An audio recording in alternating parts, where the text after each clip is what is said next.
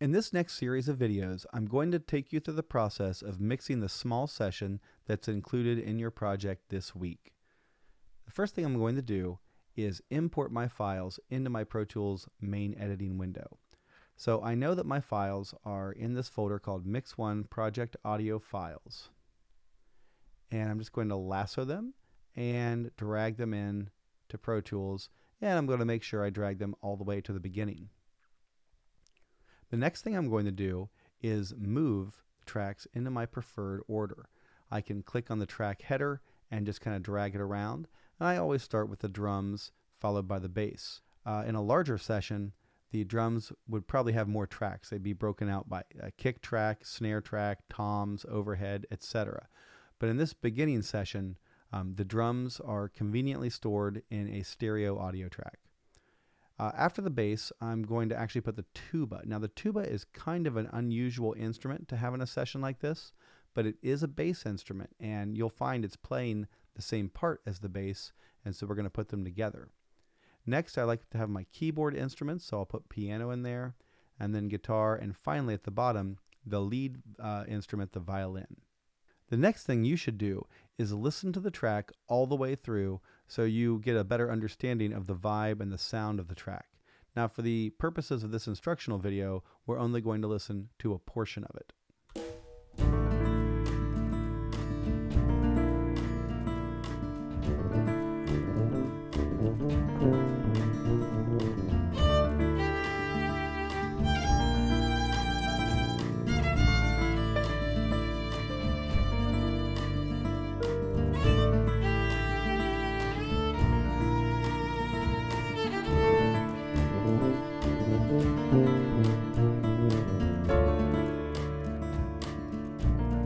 Okay, that's a very cool track.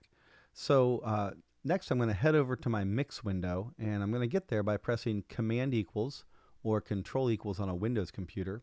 You could also go to the window menu and toggle between the two of them here. So I'm going to start by balancing the volume levels and adjusting the pan knobs to give each track its own space in the stereo field. And I'm going to start with the drums and piano. If you'll notice, they're the only two stereo tracks in the session. They each have two pan knobs and a double meter. All of the rest of the tracks have one pan knob and one meter, and that's because they are mono tracks. So I'm going to start with the two stereo tracks. I'm going to solo the drums and the piano.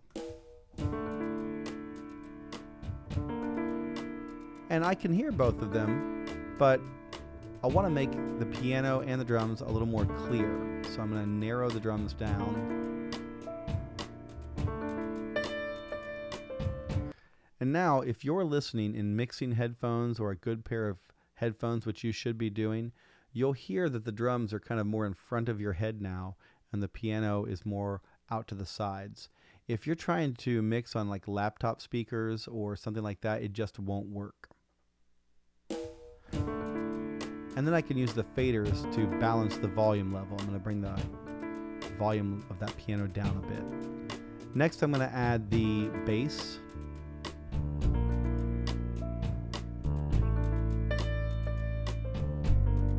Boost that up just a bit.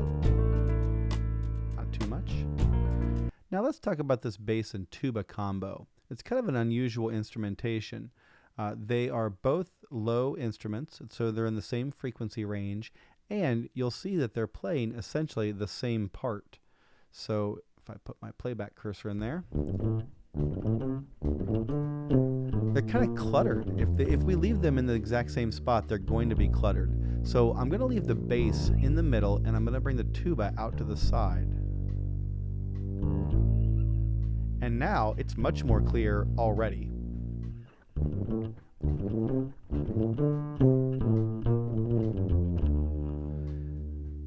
And now it's easy to hear both instruments, and the fact that they are not 100% rhythmically together doesn't matter. Let's put that with the drums and the piano and hear how it sounds, and then we'll add in the guitar. They're a little loud now. Bring them down. Add it.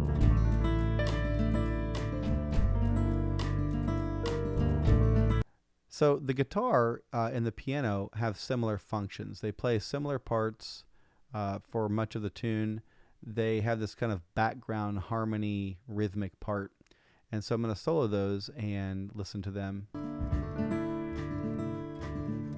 For me, it's kind of hard to hear them clearly. So I'm going to move the guitar out to the side. And now that it's just in one side of the stereo field, I can hear it much more clearly. This will also help get it out of the way of the violin that's the lead instrument and that we want to stay in the middle. So now let's add that violin in.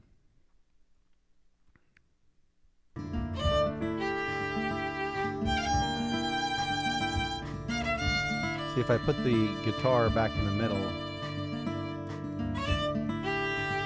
it's like a cluttery mess. So I'm going to move that guitar out to the side.